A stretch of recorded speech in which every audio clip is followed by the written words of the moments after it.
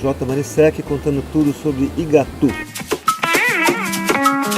Igatu, ou melhor, a vila de Xique-Xique do Igatu, tem apenas 378 habitantes. O local foi muito importante na época do garimpo.